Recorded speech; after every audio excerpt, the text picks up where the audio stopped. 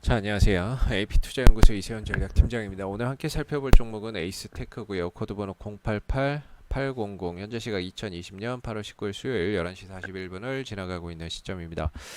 자, 에이스테크는 어제 이제 시장의 조정 속에서도 어떻게 보면은 좀 잘 버텨낸 거죠. 그리고 오늘 시장의 반등 흐름 속에서도 어제 이제 빠졌던 부분들을 또 만회를 해주고 있는 부분들이고요. 사실 이제 에이스테크는 지금 뭐 이게 실적 때문이다라고 보기도 어려운 부분이고, 뭐 결국에 수급이죠. 예, 수급적인 부분들, 이 종목을 이렇게 안 떨어지는 거는 결국에 들고 있는 사람들이 안 팔아서 그런 거겠죠. 이번에 2분기 실적이 좋지 않았습니다. 우리는 보통 이렇게 알고 있어요. 실적이 안 좋으면 주가는 떨어져야 되는 거 아니냐. 네, 맞아요. 실적이 안 좋으면 당연히 주가는 가격이 떨어지는 게 정상입니다. 근데 이번에 2분기 실적이 상당히 좀 안 좋게 나왔죠. 2분기 실적이 어제도 말씀드렸던 부분인데 뭐 좋지 않게 나왔어요. 136억 정도가 적자가 났죠. 보통 실적이 안 좋으면 주가가 떨어지는 게 정상인데 주가 안 떨어져요.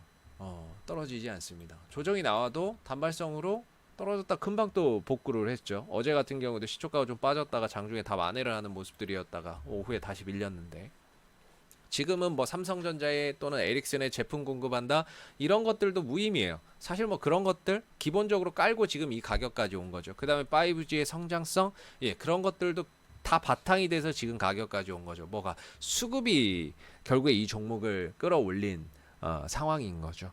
사실 실적이 좋지 않아도 또는 뭔가 이제 뭐 악재가 나와도 코로나가 다시 확진자가 퍼져도 이 종목은 그냥 제 갈 길을 가고 있는 상황이에요. 결국에 들고 있는 사람들이 팔지 않으면 주가는 떨어지지 않습니다. 그래서 이런 격언이 있죠. 주식시장에 수급은 모든 재료에 우선한다.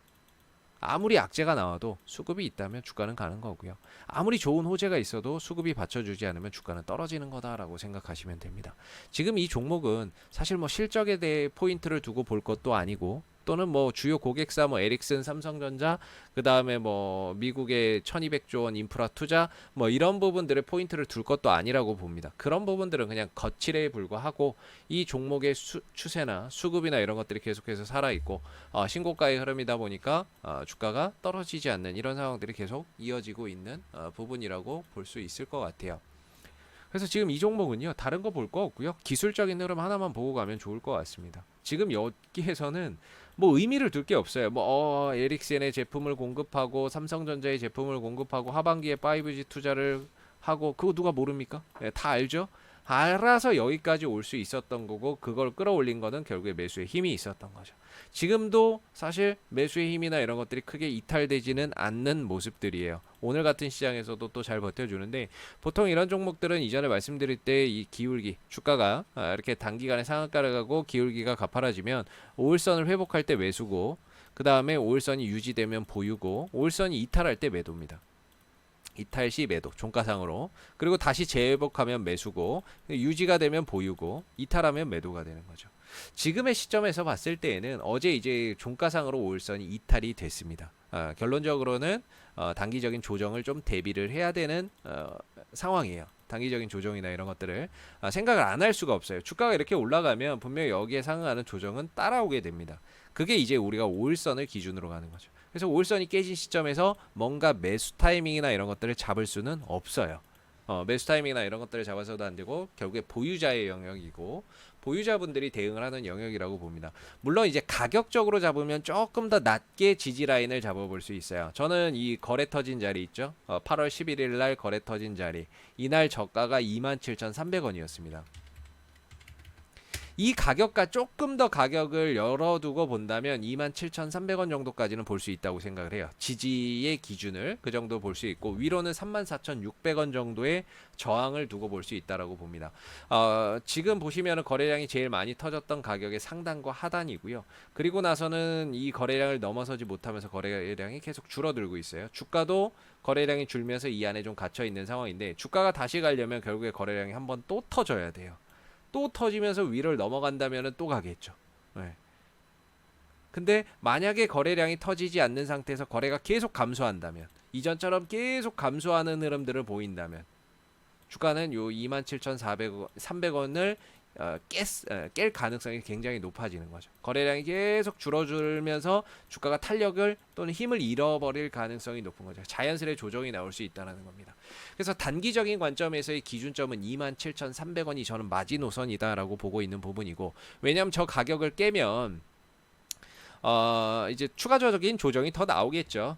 추가적인 조정이 더 나올 수밖에 없는 상황이 될 거예요. 이 흐름 추세적으로는 최대 요 정도까지는 내려올 수 있는 구간이니까 한 2만 원대 초중반 정도까지는 추가적으로 더 만약에 27,300원을 깬다면 추가적인 조정이 더 나올 수밖에 없는 그런 구간이라고 보고요. 그래서 지금은 보유자분들이 리스크 관리나 뭔가 대응을 좀 해야 되는 시점인 거고, 그 다음에 이런 급등에 있는 종목을 막 이런 데서 들어가는 것보다는 차라리 좀 조정이나 가격적인 조정이나 이런 부분들이 나왔을 때의 기술적인 포인트를 보고 뭐 접근을 시도를 해보는 게 낫습니다. 사실 이 종목 지금 120억 정도의 영업이익이 지금 130억 정도의 적자가 났죠. 근데 시총이 1조 2천억 원이에요.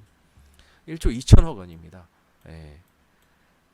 뭐 이렇게 실적이 꾸준히 나온다면 모르겠는데 미래 실적에 대한 기대치만으로 1조 2천억까지 갔다, 어떻게 보면 상당히 좀 많이 고평가되어 있는 부분들이 아닐까 싶습니다. 그래서 지금은 앞으로의 뭐 성장성 이런 것들보다는 당분간 이 기술적인 흐름에 좀 더 포인트를 두고 매매를 해야 되는 부분이라고 보고요.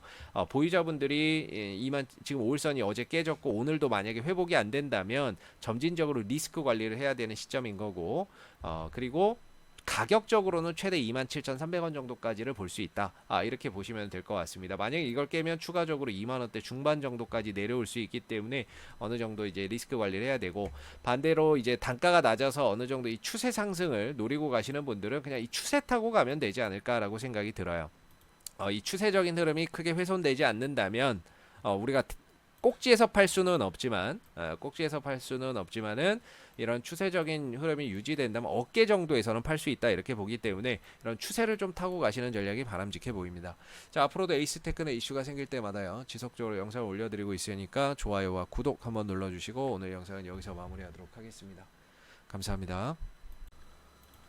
그리고 네이버에서 AP투자연구소를 검색하시게 되면 웹사이트 상단에 AP투자연구소 홈페이지 링크가 나옵니다. 클릭하시면 AP투자연구소 홈페이지로 접속하실 수가 있는데요. 가운데 2020 무료 추천 종목 카테고리에서 2020 무료 추천 종목을 클릭하시게 되면 소장님께서 매일매일 국내외 시장에 대한 브리핑과 함께 댓글로 무료 추천 종목을 제공을 해드리고 있습니다. 추천 종목에 대해서는 매수가와 목표가, 손절가가 함께 제시가 되기 때문에요.